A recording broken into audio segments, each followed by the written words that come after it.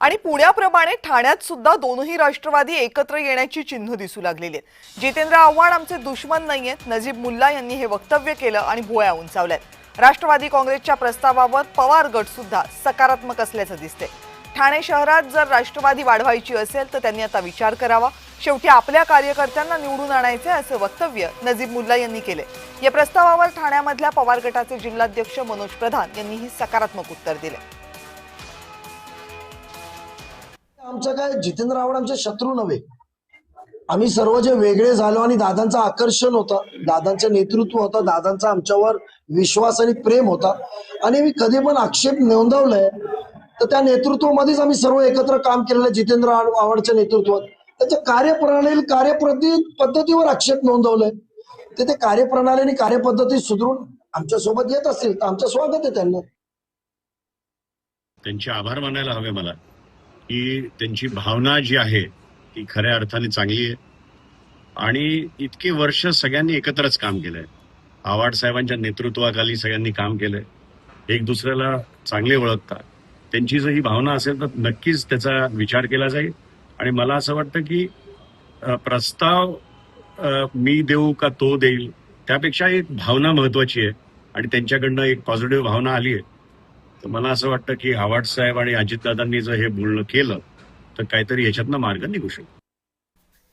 खरं तर या अगोदरच ठाण्यामध्ये जर शिवसेना आणि भाजप एकत्र लढणार असतील तर राष्ट्रवादी काँग्रेस त्यांच्यासोबत नसेल, अलिप्त असेल या संदर्भातल्या चर्चा सुरू होत्या आणि आता राष्ट्रवादी काँग्रेस ही ठाण्यामध्ये शरद पवार यांच्या राष्ट्रवादी काँग्रेस सोबत जाते की काय अशा चर्चा सुरू झालेल्या आहेत। कारण दोन्ही नेत्यांची वक्तव्य आपण ऐकली, स्थानिक नेते आहेत दोघांचीही वक्तव्य एकमेकांना सकारात्मक आहेत।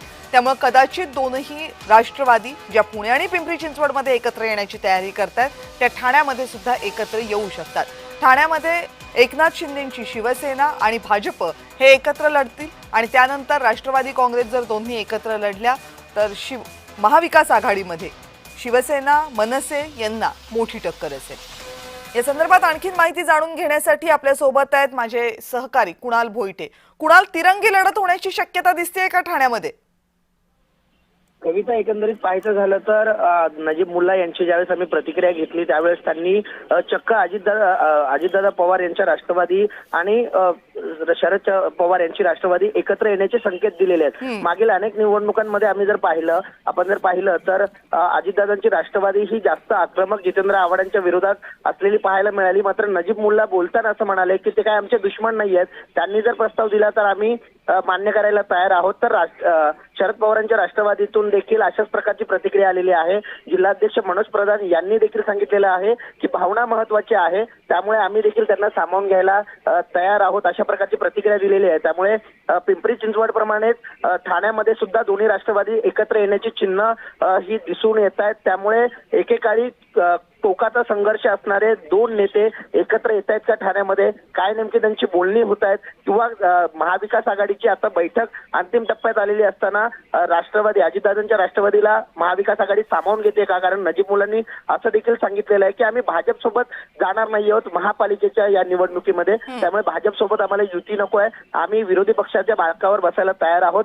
त्यामुळे महाविकास आघाडी आता राष्ट्रवादीला सामावून घेते का हे देखील पाहणं महत्वाचं असणार आहे आणि काय नेमकी बोलणी होत आहेत, कुणाकडून पहिला प्रस्ताव जातोय हे देखील पाहणं तितकंच महत्वाचं असणार आहे। कविता, पण या सगळ्यामध्ये जितेंद्र आव्हाडांचं काय? कारण ठाण्यामध्ये ते महत्वाचे नेते आहेत शरद पवार यांच्या राष्ट्रवादी काँग्रेसचे, त्यांचं काय म्हणणं आहे? त्यांनी जरी आपलं बोलणं जरी मांडलं नसले किंवा प्रतिक्रिया जरी दिली नसली तरी सुद्धा त्यांच्या राष्ट्रवादीच्या जिल्हाध्यक्षांनी आपली मत जे आहे, आपली प्रतिक्रिया जी आहे ती दिलेली आहे। त्यामुळे आता जितेंद्र आव्हाडांची मनधरणी त्यांचे कार्यकर्ते करतायत का किंवा दोन्ही राष्ट्रवादी एकत्र येण्यासाठी काय नेमक्या हालचाली होत आहेत हे पाहणं महत्वाचं असणार आहे। कारण ठाणे शहरामध्ये राष्ट्रवादीची म्हणावी तितकी ताकद नाहीये, दोन्ही राष्ट्रवादी जर एकत्र आल्या तर ही ताकद वाढू शकते अशी त्यांच्या कार्यकर्त्यांची मतं आहेत। त्यामुळे जितेंद्र आव्हाडांची मनधरणी करायला कोण जात आहे का हे पाहणं देखील तितकंच महत्वाचं असणार आहे। कविता, पण मुंबईमध्ये नवाब मलिकांना विरोध आहे म्हणून राष्ट्रवादी काँग्रेसला आपल्या सोबत घ्यायला शिवसेना भाजप तयार नाहीये। ठाण्यामध्ये काय प्रॉब्लेम आहे? ठाण्यामध्ये शिवसेना भाजप सोबत राष्ट्रवादी काँग्रेस का जात नाहीये? ठाण्यामध्ये महायुती का दिसत नाहीये?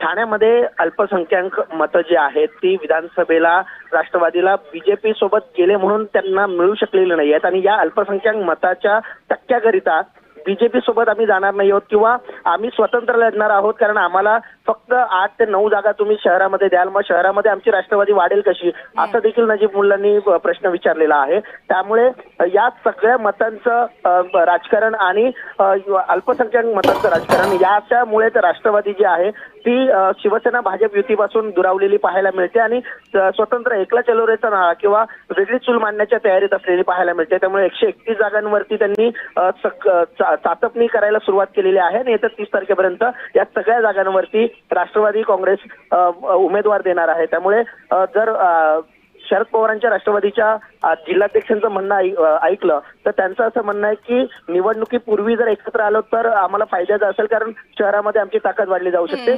निवडणुकीनंतर एकत्र येऊ की निवडणुकीच्या आधी हे येणारा काळच ठरवेल, असं देखील त्यांनी सांगितलेलं आहे. त्यामुळे या ठाण्यातल्या या बदलत्या राजकारणाकडे संपूर्ण राज्याचं लक्ष लागून आहे. कविता.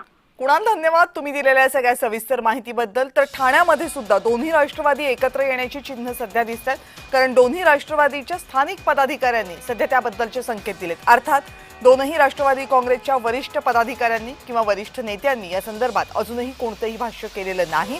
पण पुणे आणि पिंपरी चिंचवडचा राष्ट्रवादीचा पॅटर्न ठाण्यामध्ये दिसला तर आश्चर्य वाटायला नको, हे तरी या दोनही प्रतिक्रियांवरून स्पष्ट होते.